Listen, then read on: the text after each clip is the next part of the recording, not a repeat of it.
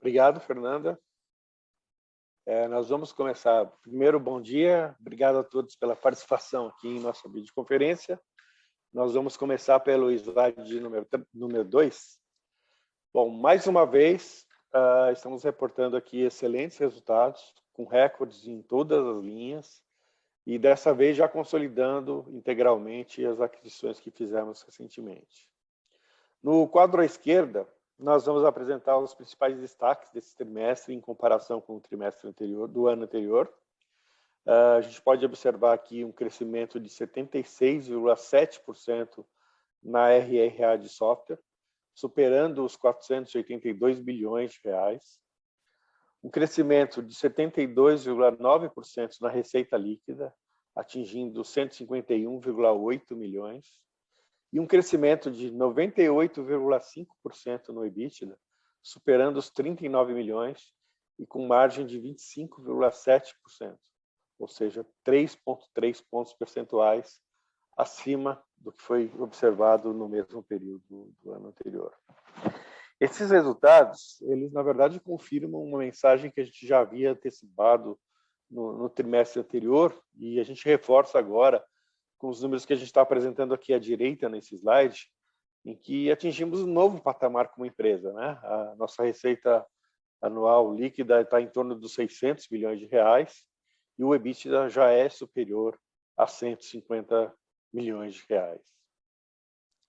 A gente tem um caixa bruto ajustado de mais de 270 milhões. Isso nos dá plena capacidade de continuar acelerando o nosso crescimento com a estratégia bem-sucedida que a gente tem conduzido até agora de aquisições. A gente tem plena capacidade de continuar. A nossa intenção é acelerar esse processo ainda mais. Recentemente, a gente também promoveu algumas alterações, importantes reforços na administração da companhia, justamente preparando-a para essa nova fase que a gente tem pela frente. Vamos passar agora para o slide 3, onde a gente detalha um pouco essas novidades. À esquerda aqui a gente destaca a criação do Comitê de Auditoria e do Conselho Fiscal, além da estruturação da companhia em 3 vice-presidências. A primeira delas, no organograma aqui à esquerda, mais à esquerda, o de Estratégia, Finanças, M&A e RI, que está sob a responsabilidade do Thiago Rocha, que vocês já conhecem, e que foi reforçada com novos diretores de RI e SG, o Emerson Faria, que vocês vão conhecer hoje, e de Estratégia e M&A, o Felipe Bodemilha. No centro do nosso organograma aqui, a gente tem a vice-presidência de Pessoas, Produtos, Tecnologia e Vendas, liderada pelo João Bolonha, profissional com ampla experiência no mercado de tecnologia, foi durante muitos anos diretor do Google Cloud, da Microsoft na América Latina, que se juntou recentemente à companhia, vocês vão conhecer ele logo a seguir. E, por fim, aqui à direita, a gente tem a vice-presidência de operações, que é conduzida pelo Luciano Camargo, onde são operadas todas as unidades de negócio da empresa, que também foi reforçada recentemente com a chegada do Ricardo Pacheco, um profissional com muita experiência no mercado financeiro, que atuou muitos anos como diretor da área de Investment Services do Itaú e atualmente lidera as unidades de fundos e Synca Digital. Tá? Aqui à direita a gente vê que também promovemos importantes reforços no conselho da administração, com a chegada da Carolina Strobel, uma profissional com grande experiência no setor de tecnologia, já atuou nas áreas de Private Equity, Venture Capital, fusões e aquisições, governança, transformação digital. Quer dizer, ela traz anos de experiência aí como diretora da Intel Capital, também da Redpoint, além de ter uma atuação bastante presente como conselheira em várias outras empresas. E também o Gustavo Roxo, também um profissional muito experiente aí no mercado financeiro, foi diretor do Banco ABN, do Santander, foi sócio do BTG Pactual, foi sócio também das consultorias estratégicas BUS e McKinsey, responsável pelas áreas pelas práticas de tecnologia e banking. Então, são 2 reforços importantes que vêm complementar a competência do nosso Conselho de Administração. Eu vou passar a palavra agora ao João Bolonha, o nosso novo presidente de Pessoas, Produtos, Tecnologia e Vendas, para que vocês possam conhecê-lo um pouco melhor e também os desafios que ele tem pela frente. É com você, João. Muito obrigado, Bernardo. Bom dia, pessoal. Um prazer estar aqui com vocês e muito obrigado pelo tempo, né? Bem, é a primeira vez que eu estou aqui, então, como o Bernardo sugeriu, eu vou começar pelo começo, deixa eu me apresentar brevemente. Começando talvez pelo lado pessoal, bem, eu sou brasileiro, estudei processamento de dados, depois computação, administração, pós-graduação em administração também, entre Brasil e Estados Unidos. Sou esposo da Flori, pai da Letícia, Gabriel. Gosto de viajar, gosto de esporte de resistência. E acho que movendo para o profissional, acho que como vocês perceberam, né, eu sou uma pessoa de tecnologia, tá? Colocando da forma mais simples possível. Eu comecei como um desenvolvedor no início da década de 90, era a expansão ali da, vamos dizer, da microinformática / microcomputação, né? Foi um encontro ali meio que casual e nunca tive dúvida, era aquilo que eu queria. Acabei começando a carreira cedo, 17 anos eu já estava ali registrado, e tive a oportunidade de trilhar a minha carreira em empresas globais de tecnologia, em diferentes posições, desde serviços, pesquisa e desenvolvimento, marketing, vendas, a gestão geral em si, né? E muitas vezes alternando ou Brasil ou América Latina, a responsabilidade em si, né?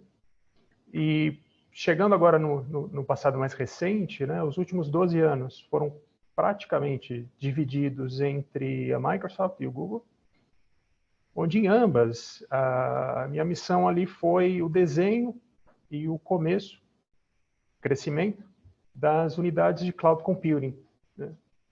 E há 4 anos atrás foi quando eu conheci a Sync, né? Eu conheci através do Bernardo e do Luciano. E fiquei impressionado com o que eu vi ali em relação a tudo que se tinha feito até então e o potencial dali para frente. Aceitei o convite, eu vim para o conselho como conselheiro independente. E há mais ou menos um mês nós anunciamos aí um passo além, vamos dizer, nessa relação, né? Onde eu saí do conselho e vim para o corpo executivo, obviamente dedicado, né, de forma integral, numa vice-presidência que foi desenhada com um objetivo, né, a 4 mãos. Com o objetivo de trazer escalabilidade organizacional. Por quê? Para que a gente consiga acomodar a velocidade contínua de crescimento que a gente tem e manter essa nossa paranoia produtiva em relação à eficiência, né?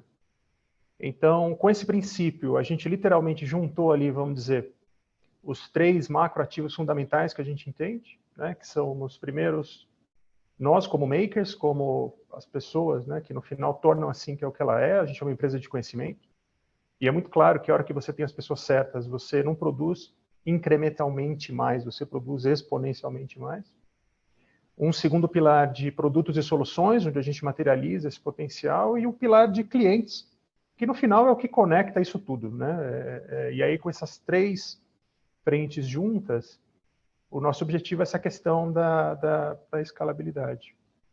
Cada uma dessas áreas, né? Então, se eu fosse puxar um ponto de destaque de cada uma delas, pessoas está com o Caio Abreu, e o foco que a gente tem corrente é principalmente no ciclo de talentos, onde, por exemplo, uma entrega, a gente anunciou agora, há 2 semanas, foi a Universidade Corporativa, assim que é. Parte de produtos e tecnologia, a gente vive uma situação super interessante de buscar o equilíbrio entre ter sistemas e produtos, porque você tem que achar o ponto de equilíbrio disso para conseguir acomodar um diferencial competitivo dos nossos clientes e, ao mesmo tempo, eficiência e capacidade de inovação para todo mundo, tanto para nós quanto para os clientes. E um ponto de destaque recente foi exatamente nessa linha, foi o lançamento de uma plataforma horizontal de interface de usuário, de UX, para que a gente consiga cada vez mais trazer simplicidade de uso e acomodar a variedade de tecnologia que a gente possui numa plataforma chamada Albert. e também um migrador de soluções da Previdência, onde a gente também consegue levar essa visão, né, de combinar sistema e produto. O Thiago Rocha ele vai detalhar isso um pouco mais adiante. Produtos e tecnologia que o Thiago sabe bem. Em vendas, a gente tem uma fortaleza que é a capacidade de se relacionar com, vamos dizer assim, uma especialização muito alta. Assim que ela é reconhecida nisso nos clientes, né? Quando a gente olha as pesquisas, que as pessoas conseguem ter, as pessoas dos nossos clientes, elas conseguem ter conversas relevantes conosco, porque as pessoas entendem do que estão falando. Isso é excelente. O que a gente está fazendo agora em vendas é levando para um passo além, onde, para os clientes principais, nós vamos centralizar esse atendimento por todas as unidades, ou seja, você tem a visão especializada por unidade e o atendimento coordenando isso tudo, justamente por eficiência, por simplicidade, né? Eu gostaria de passar agora para o Emerson, no próximo slide. Obrigado, João. Bom dia a todo mundo que está acompanhando a gente. É um prazer muito grande estar aqui com vocês. Alguns já velhos conhecidos do mundo de RI, né? E outros analistas que ainda não conheço, mas a gente vai passar a interagir daqui por diante. A maioria de vocês que já me conhecem, né? Aí quase 11 anos no mercado, trabalhando em banco, seguradora e, né, interagindo com vocês. Talvez você não saiba, mas antes de começar a trabalhar no mercado financeiro de capitais, eu trabalhei por mais de 10 anos na área de tecnologia. Então, é um grande prazer agora aqui na Sinqia juntar essa minha experiência anterior em tecnologia com os últimos 15 anos trabalhando no mercado financeiro de capitais, né? Especificamente na área de relações com investidores e sustentabilidade, eu tive a oportunidade de trabalhar na antiga CESP, atualmente a Auren Energia, quase 9 anos no Banco ABC Brasil, sendo metade desses quase 9 anos como head da área de relações com investidores, e os últimos 3 anos na Porto Seguro, também liderando a área de RI da companhia. Nos últimos 12 anos, tive a oportunidade aí de conduzir o relacionamento das empresas que eu acabei de mencionar, com analistas de sell-side, analistas de buy-side, tanto equity como renda fixa também, gestores, acionistas pessoa física e também outros stakeholders, tais como clientes, agências de rating, órgãos reguladores, entre outros, né? Eu já conhecia a Senior Solution lá do passado, até da minha época de tecnologia, acompanhei quando ela fez o IPO, né, já em 2013, e confesso que depois fiquei um pouco afastado, e há pouco tempo eu voltei a ter contato novamente já como Sinqia, né, e fiquei assim, como o João já falou, fiquei impressionado com o potencial de crescimento da empresa, né, e tivemos contato aí com o pessoal da Sinqia, depois de algumas conversas com o Thiago, com o Bernardo, também com o time de RI, o Thales, a Fernanda, que vocês já estão acostumados a interagir também, né? Fiquei muito feliz em receber um convite para passar a fazer parte desse time fantástico, que tem um footprint impressionante de entregas e resultados. E, lógico, aceitei o convite na hora, com imensa honra, e desde já espero contribuir da melhor maneira possível para ajudar a empresa a continuar crescendo cada vez mais, né?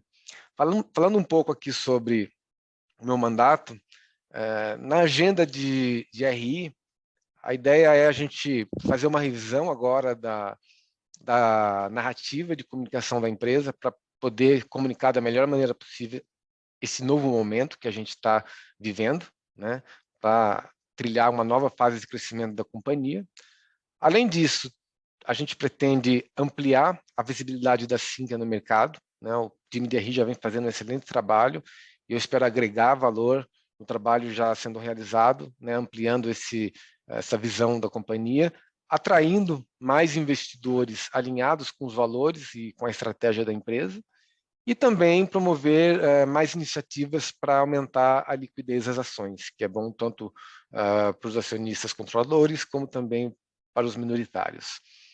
Na agenda de sustentabilidade, aqui o desafio é um pouco maior, a gente está começando, na realidade já existe um trabalho que está começando aqui dentro da companhia e eu venho agregar também trazendo a experiência que eu tenho nessa área.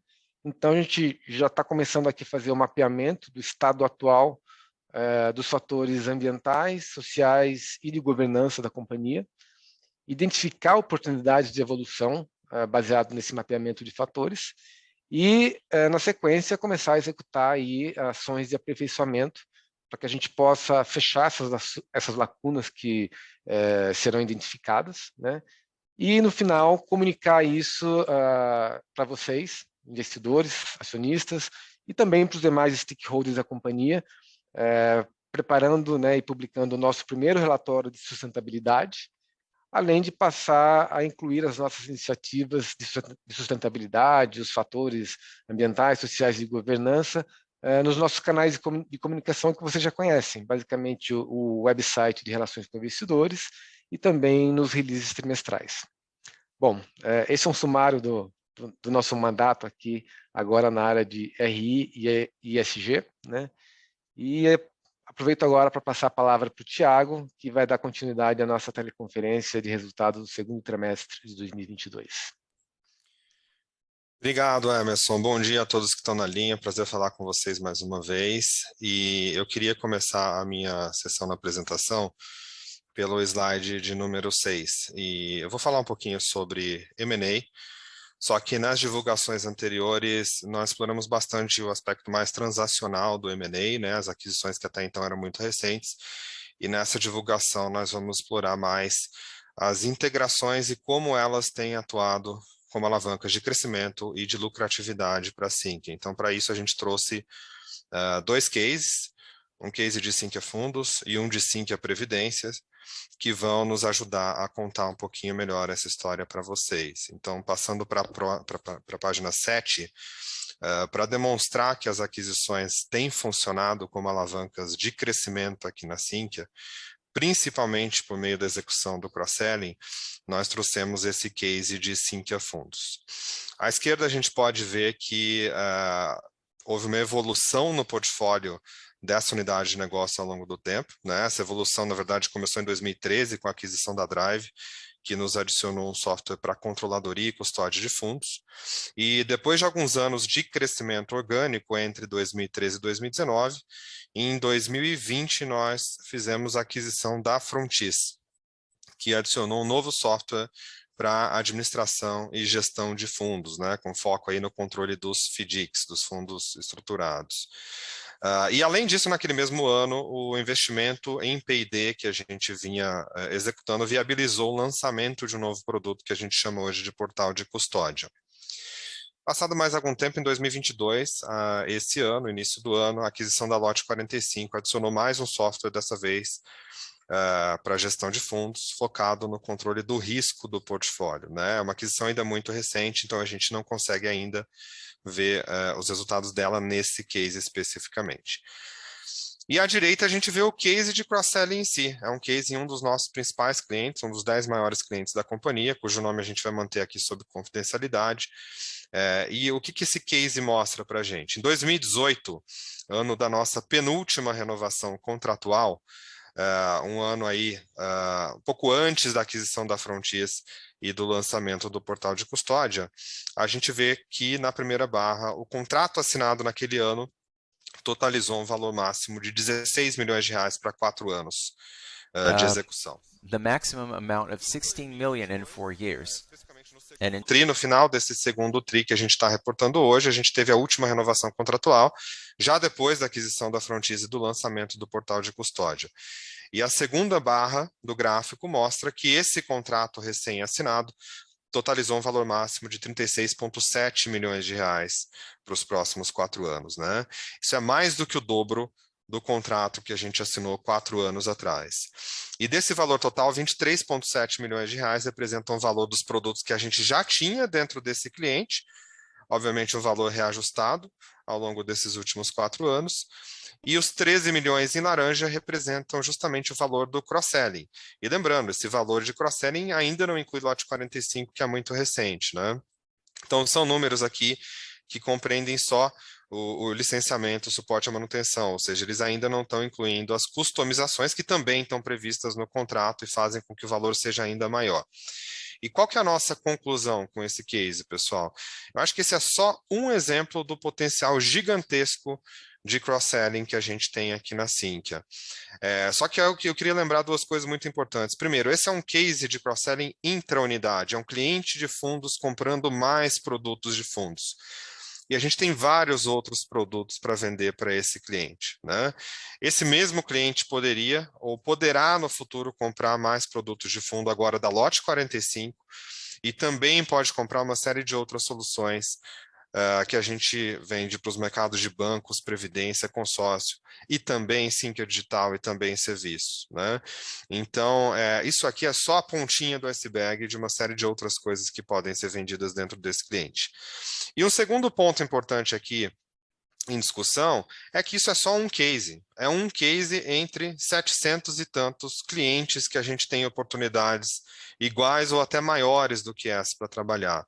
Por isso que a gente acredita que essa estratégia de cross-selling que o João vem agora para nos ajudar a conduzir de forma cada vez mais rápida e organizada, ela pode sustentar um crescimento orgânico bastante forte para a Sinqia por um período muito longo.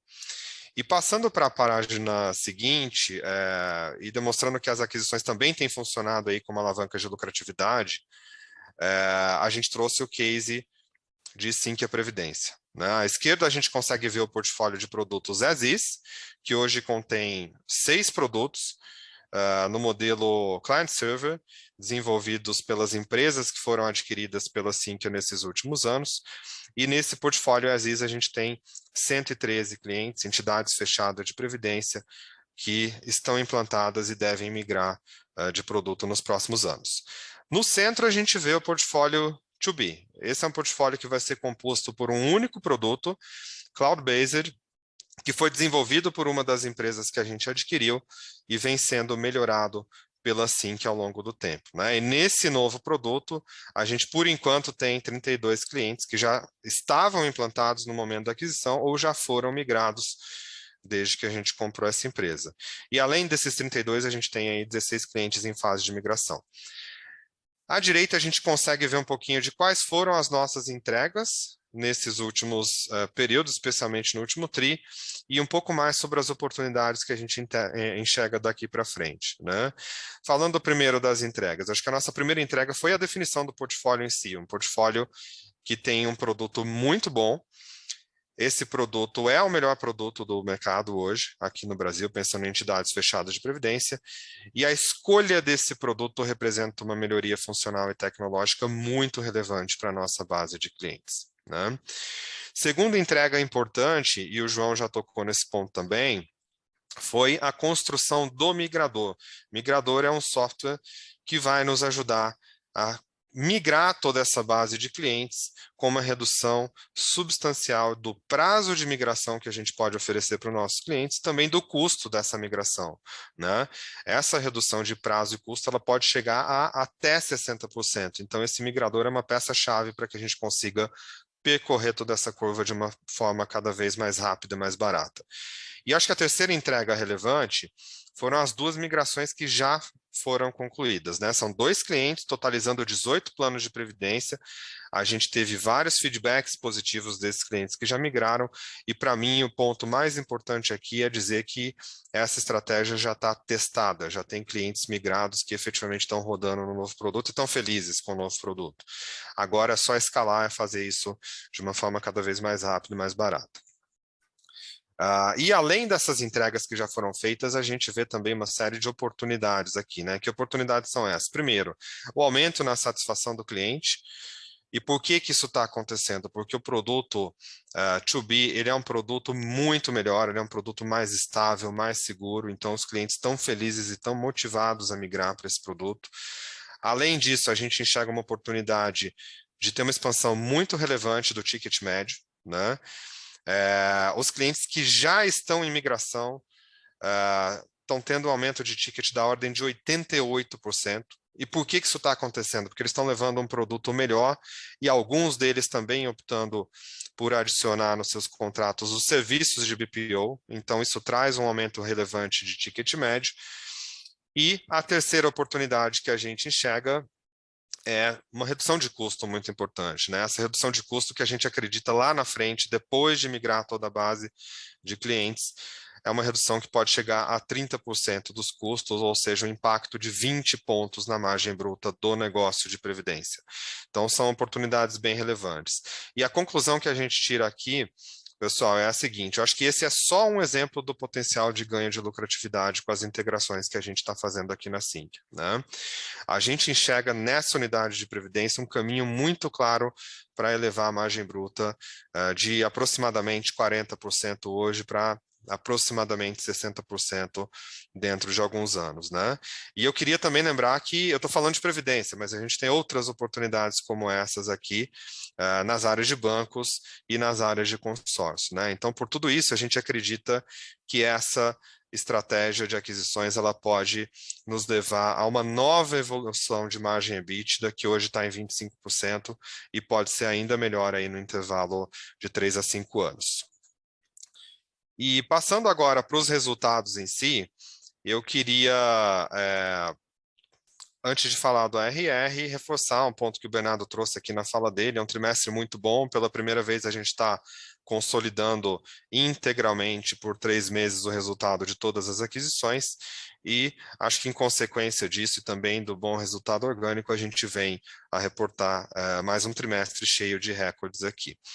Então, começando pelo slide 10, o nosso ARR de software, a receita recorrente anualizada de software, cresceu 76% contra o mesmo período do ano anterior e totalizou 482 milhões de reais nesse segundo TRI. A gente teve aqui um crescimento inorgânico de 52%, e o que é isso? É a adição de ARR das aquisições que aconteceram nos últimos TRIs. Estou falando de Simpli, FapWeb, KitJa, Nilcon, Lote 45 e Messer Seguridade. Mas, além disso, a gente teve um crescimento orgânico de 24% contra o mesmo período do ano anterior. Esse é o percentual mais alto de crescimento orgânico ano contra ano que a gente apresenta desde que a Sinqia começou a reportar a ARR em 2019, o que é muito legal. E quando eu olho para esse crescimento orgânico de 24%, eu vejo 2 componentes. O primeiro é o componente de reajuste de preços por inflação ou volumetria. Esse componente representou 13,2%, comprovando que a Sinqia está conseguindo repassar preço. E por que ela consegue repassar preço? Primeiro, porque os clientes são de muito boa qualidade, estou falando de instituições financeiras, e segundo, porque os nossos produtos são produtos de missão crítica, o cliente não consegue viver sem. E isso garante uma dinâmica de repasse de preços muito legal.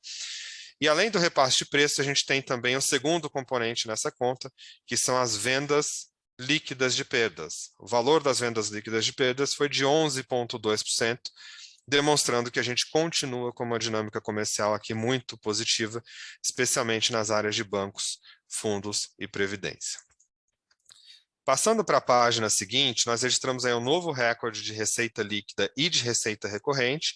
À esquerda a gente pode ver que a receita líquida foi de 152 milhões de reais, um aumento de 73% contra o mesmo período do ano anterior, o que representa um valor run rate de 607 milhões de reais. O negócio de software teve uma receita de 130 milhões, crescimento de 86%. Aqui a gente também vê uma contribuição relevante das aquisições realizadas nos últimos 12 meses. E um crescimento orgânico de 19%, né? Um crescimento orgânico muito bom, com destaque especificamente para a área de fundos. A unidade de serviços ela teve uma receita de 22 milhões de reais, crescimento de 21%, ainda com uma contribuição muito grande dos serviços gerenciados, que continuam crescendo forte mesmo nesse período pós-pandemia. E à direita a gente vê a receita recorrente de 127 milhões de reais, crescendo 54% ano contra ano, e representando 84% do total.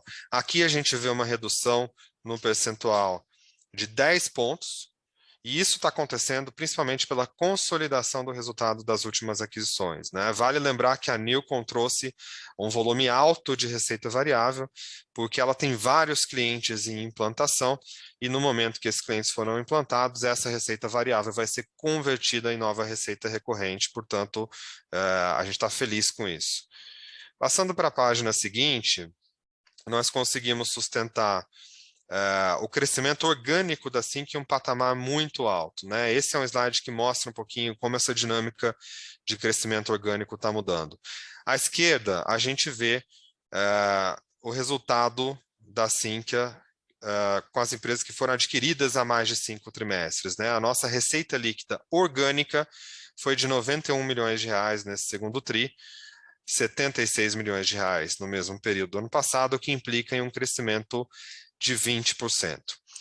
No centro, a gente vê o resultado das empresas que foram adquiridas nesses últimos 5 tris. Mais uma vez, estou falando de Simpli, FapWeb, Kitjá, Nilcom, Lote 45 e Mercer Seguridade. E nesse caso, a receita líquida que a gente chama de inorgânica, ela foi de 61 milhões de reais no segundo TRI, 47 milhões de reais no mesmo período do ano anterior, ou seja, antes da aquisição dessas empresas pela Sinqia, o que implica em um crescimento pro forma aqui de 30%, ou seja, qual é o ponto aqui, gente? O ponto é que as empresas que a gente comprou nessa última safra, elas estão crescendo mais rápido do que as empresas que já estavam dentro da Sinqia. E por consequência disso, a gente vê à direita que a receita líquida total foi de 152 milhões de reais nesse segundo TRI, 123 milhões no mesmo período do ano anterior, em base pro forma, o que implica em um crescimento orgânico pro forma de 24%. Esse é o percentual mais alto de crescimento orgânico que a Sinqia reporta desde que ela abriu o capital quase 10 anos atrás. Passando para a página seguinte, nós também tivemos um crescimento bem expressivo do lucro bruto, impulsionado principalmente pelo negócio de software.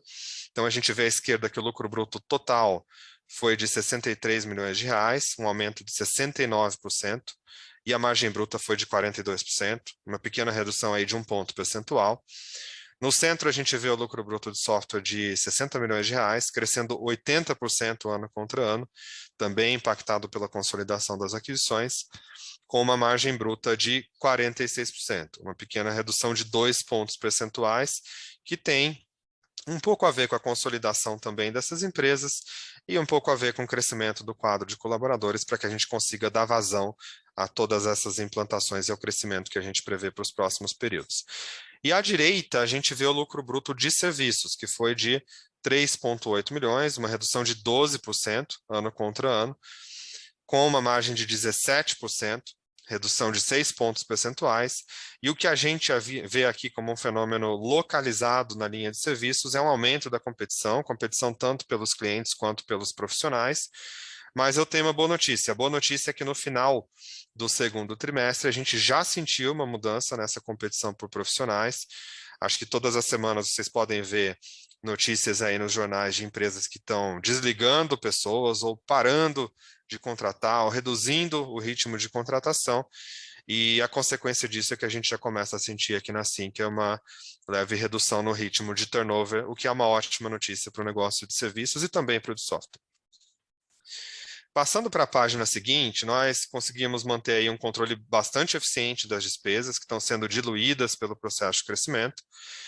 À esquerda a gente vê as despesas totais de 28 milhões, um crescimento de 50%, portanto elas estão crescendo menos do que a receita cresceu 77%.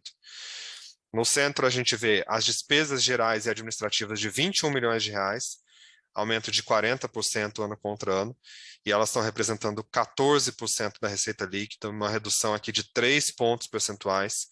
E por que isso está acontecendo? De um lado, a gente teve uma redução das despesas com M&A, e de outro lado, praticamente todas as outras linhas de despesa estão crescendo menos que a receita numa comparação ano contra ano. E à direita a gente vê as despesas comerciais e de marketing em 7,4 milhões de reais, um aumento de 86%, estão representando 5% da receita líquida, ou seja, elas estão estáveis como proporção. E aqui vale notar que a gente está mantendo as despesas comerciais e de marketing, na verdade até aumentando um pouquinho as despesas de marketing, para que a gente possa continuar investindo na empresa e continuar reforçando o nosso crescimento futuro. Por consequência disso, na página seguinte a gente vê a empresa reportando novo recorde de EBITDA ajustado, com aumento expressivo da lucratividade, né? À esquerda, o EBITDA ajustado foi de 39,1 milhões, um aumento de 90% ano contra ano. Isso representa um valor anualizado, como o Bernardo falou, de 156 milhões de reais EBITDA ano, com uma margem de 26%, um ganho aí de 4 pontos percentuais contra o mesmo período do ano anterior. E, mais uma vez, isso acontece porque as empresas da última safra de aquisições vieram com uma margem EBITDA mais alta do que a que a gente tinha antes dessas aquisições. E à direita a gente vê o lucro líquido ajustado de 10 milhões de reais, crescendo 22% ano contra ano. E eu lembro aqui que essa é a melhor medida de lucro caixa da empresa, né? Porque ela desconsidera as despesas extraordinárias e também as despesas que não afetam caixa, por exemplo, as amortizações dos intangíveis. E nessa medida a gente teve uma margem de 7% aí, uma pequena redução de 3 pontos percentuais. E para finalizar a minha fala, antes de passar para o Bernardo, eu passo para o slide 16, e a gente mantém aqui, pessoal, uma posição de caixa suficiente para suportar a continuidade da nossa estratégia de consolidação. Então, à esquerda, a gente vê o nosso caixa bruto ajustado, e só para explicar um pouquinho melhor o conceito para vocês. Caixa bruto ajustado é o nosso caixa bruto que vocês podem ver na demonstração financeira, mas ele também inclui recursos financeiros que não estão aparecendo como caixa bruto lá na DF, né?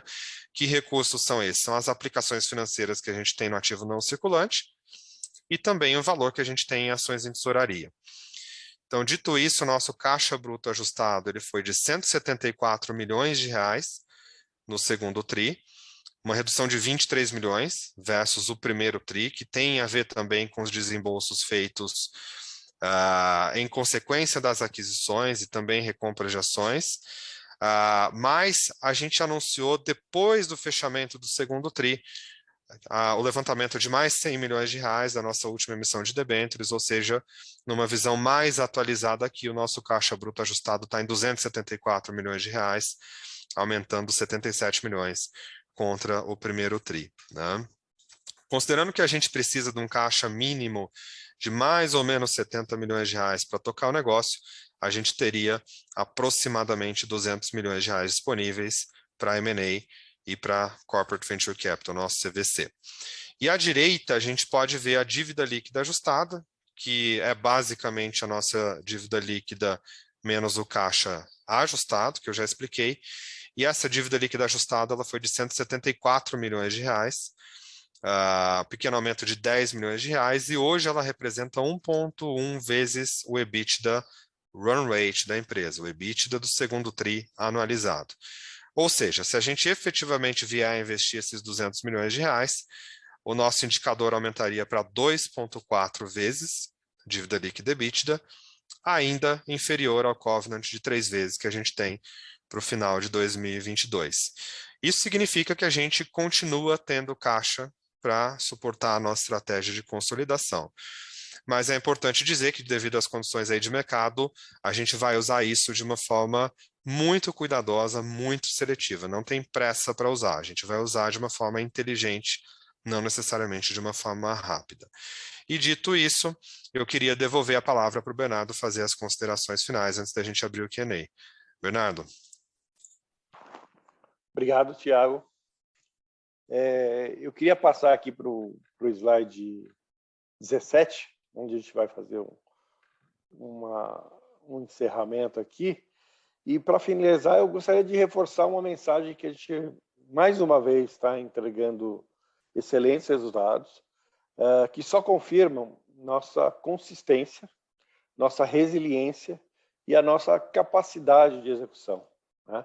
Nós vimos durante a apresentação conduzida aí pelo Thiago como as integrações das aquisições, o cross-selling e o ganho de escala com a unificação de produtos geram, né, na verdade, já estão gerando uma enorme capacidade de crescimento contínuo e de ganho de rentabilidade de forma equilibrada e sustentável. Isso faz com que a gente ressalte que nós estamos preparados para continuar nesse ritmo acelerado de crescimento. Temos capacidade financeira para continuar isso orgânica e inorganicamente.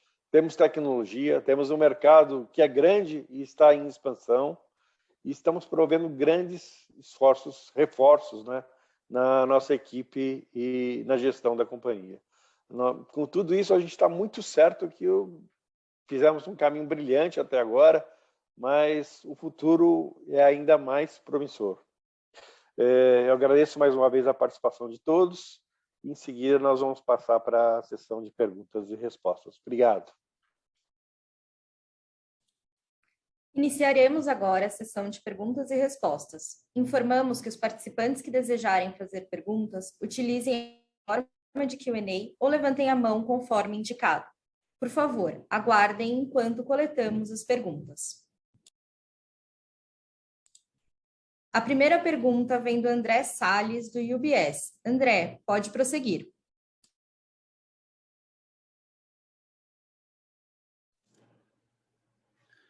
Bom dia, vocês me escutam? Sim. Maravilha. Bernardo, Thiago, Emerson, João, Thales, enfim, todo o time da Sinqia, bom dia a todos. Parabéns aí pelos resultados do trimestre. Obrigado aqui pelo espaço para fazer as perguntas. Eu tenho duas do meu lado. Queria entender um pouco melhor ali a divisão do crescimento orgânico da companhia daqui para frente. Acho que no segundo TRI ele parece ter ficado um pouco mais concentrado na vertical de fundos. Vocês continuam vendo essa vertical como principal motor de crescimento daqui para frente? Se não, o que deveria acelerar o crescimento das outras verticais? E a minha segunda pergunta é com relação à margem. Acho que dentro da dinâmica de margem de curto prazo, acho que ficou relativamente estável aqui, TRI contra TRI, no momento de consolidação das aquisições, né, que é sempre um desafio aqui no meu ver. Como é que vocês estão olhando essa dinâmica para os próximos trimestres aqui? A gente deveria já ver essa margem expandindo novamente a partir do terceiro trimestre? Obrigado. Oi, André. Bom dia. Obrigado aí pela participação na nossa conferência e pelas perguntas que você colocou. E começando pela primeira, quando a gente olha a decomposição do nosso crescimento orgânico de receita no segundo TRI, o que a gente vê é o seguinte: todas as 4 unidades de negócio, elas tiveram um crescimento de 2 dígitos, todas elas tiveram um crescimento real positivo. De fato, a gente teve como destaque a unidade de fundos. E por que isso está acontecendo, né? Porque a unidade de fundos, em primeiro lugar, vem conseguindo adicionar novos clientes e clientes relevantes, e segundo lugar, porque tem aumento de volumetria que está ajudando nesse crescimento de receita, né? Agora, olhando para frente, eu acredito que, primeiro, as 4 unidades elas continuam crescendo. Segundo, a gente deve ver uma alternância aí entre quem cresce mais e quem cresce menos, dependendo da conjuntura que a gente está vivendo em cada negócio. E terceiro, eu acho que todas elas têm drivers bastante fortes para sustentar um crescimento de high teens, né? 2 dígitos alto ali, mais próximo dos 20%. O driver é diferente em cada unidade. Em bancos tem muito a ver com cross-sell e implantação em bancos digitais em fintechs. Em previdência tem muito a ver com essa dinâmica de migração que eu comentei há pouco na apresentação, ou seja, tem aumento de ticket médio de 80%, em algum momento isso vai aparecer na receita, né? E em consórcio, o número de orgânico que a gente vê ali é o número só do negócio que a gente tinha antes da Nilcon. Mas a Nilcon está crescendo organicamente super rápido, inclusive mais do que o negócio que a gente tinha e mais do que o nosso orgânico consolidado. Onde que você consegue ver esse número? Ele está dentro daqueles 30% ano contra ano que eu comentei da receita líquida inorgânica, né? Então, tudo isso para te dizer que eu acho que todos os negócios têm bons fundamentos, têm bons drivers de crescimento. A gente vai ver em alguns momentos alguns crescendo mais, outros momentos outros crescendo mais, mas eu acho que isso faz parte do jogo. E com relação à sua segunda pergunta de margem, sim, ela está estável TRI contra TRI. A gente não vê nenhuma razão para ter uma oscilação relevante de margem a curto prazo, especificamente dentro do ano de 2022. Aqui, a minha sugestão é que a gente olhe para o potencial de ganho de margem que a gente tem a médio e longo prazo, né? Eu vou me apoiar aqui mais uma vez no case de previdência que eu trouxe na apresentação. Eu estou te dizendo, usando números arredondados aqui, que o negócio de previdência ele representa 20% da receita consolidada. E no negócio de previdência, a gente está te dizendo que tem um potencial aqui de ganhar em torno de 20 pontos de margem bruta que vai direto para o EBITDA. Em outras palavras, se eu efetivamente conseguir executar todo esse plano de migração da forma como a gente acredita que vai executar, só em previdência eu teria a chance de trazer mais 4 pontos de margem EBITDA. E eu tenho uma oportunidade parecida com essa em bancos, e eu tenho mais uma parecida com essa em consórcios. Ou seja, acho que a curto prazo você não vai ver nenhuma modificação relevante na margem EBITDA, mas a médio prazo, longo prazo, no intervalo aí de 3 a 5 anos, a gente acredita que tem várias alavancas aqui para puxar, botões para apertar, que vão levar essa margem EBITDA para cima. Super claro, Thiago. Obrigado. A próxima pergunta vem do Gabriel Pucci, do Safra. Gabriel, pode prosseguir.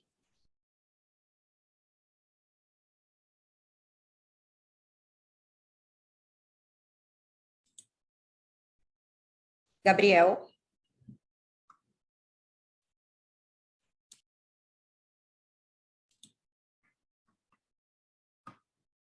Pessoal, informamos que os participantes que desejarem fazer perguntas utilizem a plataforma de Q&A ou levantem a mão na plataforma. Por favor, aguardem enquanto coletamos as perguntas. Próxima pergunta vem do senhor Thiago Kapulskis, do Itaú. Por favor, Thiago, pode prosseguir. Oi, pessoal, vocês me escutam bem aqui? Legal. Obrigado pela oportunidade de fazer pergunta aí. Legal voltar a cobrir aí o papel depois de um período aí fora do sell side. Eu tenho, na verdade, 2 perguntinhas rápidas. Uma, eu só queria entender um pouco sobre o crescimento do ARR orgânico versus o crescimento de receita orgânica total, né? O ARR, ele acelerou, né? Quando a gente olha crescimento ano a ano do último trimestre para agora, enquanto a receita ela desacelera um pouquinho, né? Eu só queria entender um pouco dos efeitos, exatamente assim, teve algum aumento, por exemplo, no termo, né, médio dos contratos, vocês estão fazendo contratos mais longos, ou tem algum outro efeito que explica essa dicotomia de curtíssimo prazo, né? E acho que a segunda pergunta, talvez não querendo ser muito repetitivo, mas algum comentário a mais em relação a margens, né? Como é que a gente deveria pensar um pouco aí, olhando para frente. O Thiago já falou bastante disso, mas enfim, é isso. Obrigado. Legal, obrigado, Thiago. Legal ver você aqui. Estou muito feliz de ver você voltando a cobrir a Sinqia. E com relação a RR receita, eu acho que são indicadores que no tempo eles devem convergir, mas em alguns momentos a taxa de crescimento não é a mesma. Você pode ver a RR crescendo mais que receita, especialmente nos momentos em que a gente está vendendo coisas que ainda não foram implantadas e aumentando o nosso backlog de implantação, ou você pode ver a receita crescendo mais do que o ARR em momentos em que a gente está implantando numa velocidade maior do que o que a gente está vendendo, tá? Então, esse descolamento, ele é natural. Em tese, o ARR é um indicador mais imediato, porque ele é computado no momento que a gente vende. Existe um lag, esse lag é de 6 a 12 meses, e depois desse período você começa a ver o número ir para a receita, porque a implantação está feita e o cliente está começando a faturar, tá? Então, eu acredito que os 2 indicadores, eles podem ter pequenos descolamentos aí numa visão trimestral, mas com o tempo eles vão convergir e, em geral, a ideia é que a receita converja para o ARR, não o contrário, tá? E sobre a segunda pergunta de margem, eu acho que a resposta anterior ela tratou bastante desse ponto, e só para te dar um pouco mais de cor, né? Dentro do ano, a gente não acredita em grandes oscilações da margem, a gente acredita que a empresa se estabiliza nesse patamar aí, um pouco acima do 25 de margem EBITDA. Existem oportunidades para a gente trabalhar assim, mas elas não devem nos levar para um número nesse ano muito diferente do que a gente já está vendo. E aí, conforme essa curva de migração dos clientes em previdência, bancos e consórcio aconteça, a gente vai ver um efeito mais pronunciado na margem. Acredito que isso começa já no ano que vem, mas você vai sentir a maior parte desse efeito no ano 3, no ano 4, no ano 5. E tem um segundo fator que eu não explorei na resposta anterior, mas que também vai ajudar, que é o mix. Tá? Os negócios que estão crescendo mais rápido são os negócios que têm as melhores margens. Então, essa mudança de mix ao longo do tempo também vai nos ajudar a elevar a margem EBITDA. Não, tá bastante claro. Legal. Obrigado pelas respostas, Thiago. Obrigado aí pela oportunidade de perguntar. Próxima pergunta vem do Wagner Chaves. Teriam evidências de cross-sell na parte da Sinqia Digital?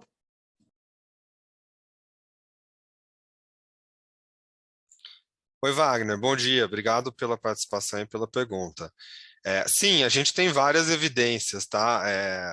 Tem muita coisa sendo vendida em todos os negócios de Sinqia Digital. Então, aqui em Simple, a gente viu vários casos. FapWeb, idem. Kitja, idem. Kitja, inclusive, a gente está vendo muitos casos recentes de clientes de porte gigantesco entre os top 5 bancos no Brasil que estão testando a solução, que estão assinando contratos e estão efetivamente fazendo POC. Então, a gente vê vários desses casos em vários negócios ao mesmo tempo. Tá? Eu trouxe aqui um caso do banco, de um banco de grande porte na área de fundos, porque ele é um caso relevante em termos financeiros para a empresa e que mostra, numa história de longo prazo, como isso acontece. E o ponto que eu quero fazer aqui é o seguinte: o cross-sell, na minha opinião, ele é altamente provável, ele é altamente impactante, não necessariamente ele é rápido. O caso que eu trouxe aqui mostra que a gente precisou passar por um período de renovação contratual para embutir essa discussão e aumentar o ticket, né? Então, sim, a gente tem vários casos de cross-sell. Infelizmente, não posso mencionar nomes aqui, porque a gente tem NDA com os clientes, a gente precisaria de autorização deles para citar, mas os casos estão acontecendo e a gente está bem feliz. Tanto que, quando a gente olha os indicadores de vendas, mais ou menos 2/3 é cross-sell. A próxima pergunta: como vocês veem o ambiente competitivo em relação ao M&A e no ganho comercial?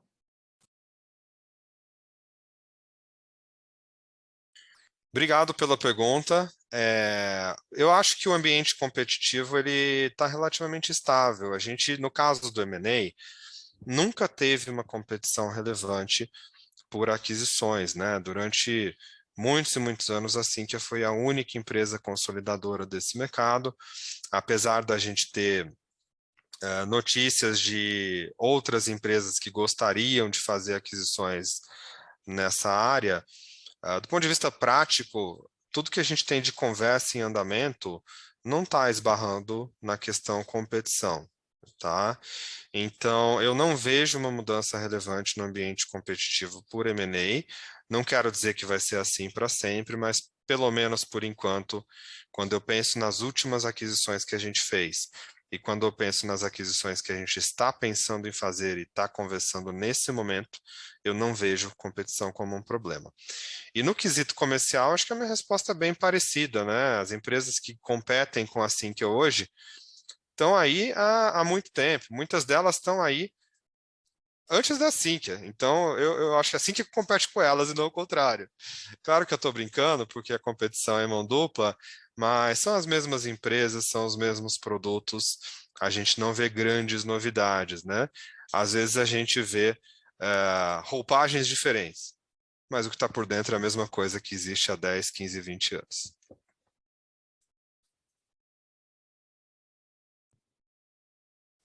A próxima pergunta vem de André Prates, ao João Bolonha. Onde você enxerga seu maior desafio para os próximos 3 a 5 anos na Sinqia? Obrigado pela pergunta. Olha, eu acho que eu poderia fatiar, talvez, essa resposta por cada uma das unidades, né? Eu acho que talvez a gente misturar isso tudo. Talvez, tentando misturar, um ponto, sim, de atenção é que quando você quer promover mudanças, né, as coisas se dão por amor ou dor, 80% é por dor. A empresa está muito distante de ter uma situação que não seja uma situação de sucesso, né? E quando você tem uma empresa que está vencendo, você tem que ter muita atenção na velocidade com que você consegue imprimir mudanças, porque o jogo ele está indo bem, né? Então, acho que talvez pensando no primeiro nível da visão mais macro, seria por essa linha, tá? Quando a gente começa a pensar sobre cada um dos pilares da vice-presidência, e aí talvez ser um pouco mais específico, né? Começando por produtos, foi o ponto mencionado na apresentação, onde a gente precisa buscar o equilíbrio entre sistema e produto. E o que eu quero dizer com isso é a nossa capacidade de conseguir escalar e, ao mesmo tempo, acomodar especificidades de negócio, que são diferenciais competitivos, obviamente, que a gente respeita e precisa fazer, obviamente, isso acontecer. Então, do ponto de vista de produto / solução e tecnologia, é a gente achar esse ponto de equilíbrio. O caso que a gente conversou aqui sobre o migrador da Previdência é um exemplo, e a gente poderia conversar sobre outros, né? Trazer mais um exemplo aqui. Uma coisa é migrar, a outra coisa é implantar uma previdência, né? Então, da mesma forma que a gente tem um migrador, a gente tem também soluções que, por mais que você tenha uma variedade muito grande, por exemplo, na configuração de planos, e mesmo isso você já observa um Pareto, um 80-20 ali, a gente já traz aceleradores da implantação em si, buscando respeitar esse 80-20, né? Eu acho que não pode ser, não vou tocar ali qualquer nota, e ao mesmo tempo eu preciso ter eficiência, né? Então, acho que produto, solução, a tecnologia é um pouco essa a visão. Sobre pessoas, olha, está muito claro que a gente é baseado em conhecimento, né? E conhecimento, no final das contas, como desenvolvedor, eu passei por isso, né? Você via ali um desenvolvedor que sabia o que estava fazendo, a pessoa produzia quase que por 10 pessoas, eu não estou exagerando no número, né? Então, em pessoas, a gente tem um trabalho, primeiro, o ciclo de talentos, eu vou voltar ao ponto lá do slide. E quando a gente fala em ciclo de gestão de talentos, é de uma visão bastante ampla, né? Desde a nossa atração, como que a gente faz o onboarding, como a gente faz o desenvolvimento, como a gente faz a retenção. Trazer um exemplo prático, a gente anunciou um novo formato de carreira tech. E o que é esse novo formato de carreira tech? É um formato onde você busca mais horizontalidade, com isso você dá mais fluidez para, por exemplo, o desenvolvimento em Y das pessoas. E o objetivo é a gente conseguir ter o desenvolvimento e a retenção das pessoas que a gente entende que vão levar a gente para o futuro, da melhor maneira possível. Então, em pessoas, é esse o ponto. E para fechar, e não me alongar demais aqui, em vendas, é o ponto também que a gente discutiu, onde a gente precisa ir para o próximo passo, onde a venda especialista precisa ter uma boa intersecção com a venda de relacionamento, principalmente de organizações complexas, né, que tem seu ciclo próprio de tomada de decisão, tem seu ciclo próprio, por exemplo, que seja de ciclo de compra, e a gente precisa começar a achar esse equilíbrio entre uma excelente venda especializada e uma venda centrada no cliente em si, e não em cada uma das nossas unidades, né? Obrigado mais uma vez pela pergunta. A próxima pergunta vem do senhor Pedro Fagundes. Bom dia, pessoal. Com a oferta de produtos mais robusta, como vocês pensam em posicionar comercialmente como one-stop shop? Hoje os clientes sabem de todas as soluções que vocês oferecem ou ainda há oportunidade de evoluir nesse quesito?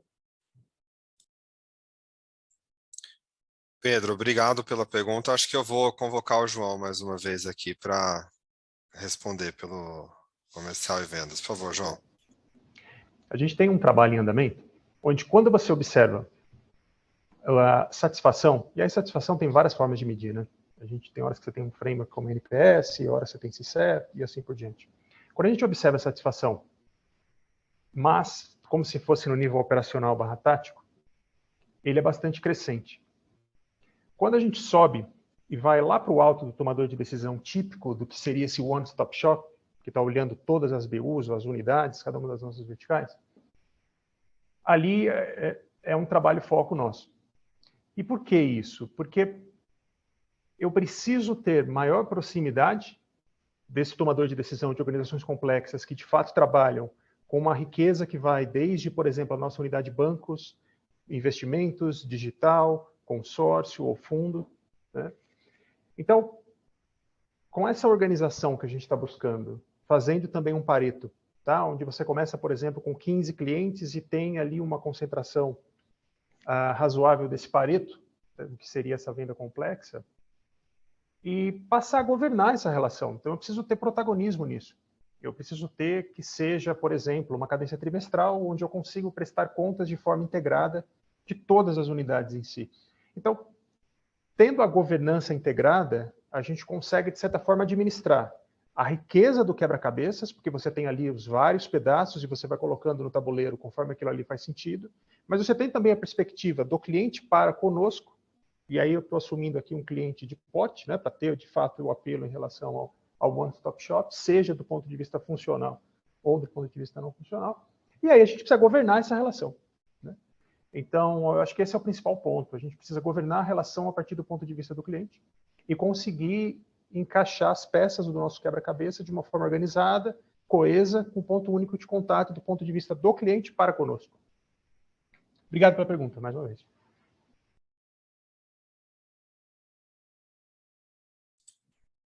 Próxima pergunta. Devido às condições macro atuais, vocês veem uma desaceleração ou redução na demanda dos clientes por seus produtos? Obrigado pela pergunta. A resposta é não. Na verdade, o nosso negócio ele é muito resiliente a condições macro, né? A demanda pelos produtos e pelos serviços que assim que é a oferta é uma demanda que tem muito mais a ver com fatores micro do que fatores macro, né? E existem tendências aqui seculares, por exemplo, o aumento de investimento em tecnologia no setor financeiro, que tem conexão com substituição de sistemas legados, que agora tem conexão com o processo de transformação digital. Então, as condições macro, elas impactam pouco o nosso mercado, né? E por isso a gente não está vendo nenhuma redução de demanda, nenhuma desaceleração, pelo contrário, os indicadores de venda que a gente vê são indicadores bastante positivos, animadores. O churn continua muito baixo, como sempre foi. A gente não acredita que a mudança do cenário macro tenha impacto relevante, nem para bem nem para mal. Obrigada, Thiago. Não havendo mais perguntas, gostaria de passar a palavra para o Bernardo, que fará suas considerações finais. Pode prosseguir, Bernardo. Obrigado, Fernanda. Bom, mais uma vez eu queria agradecer a participação de todos aqui na nossa teleconferência de resultados e deixar a nossa equipe à disposição para qualquer esclarecimento adicional que vocês precisem. Muito obrigado.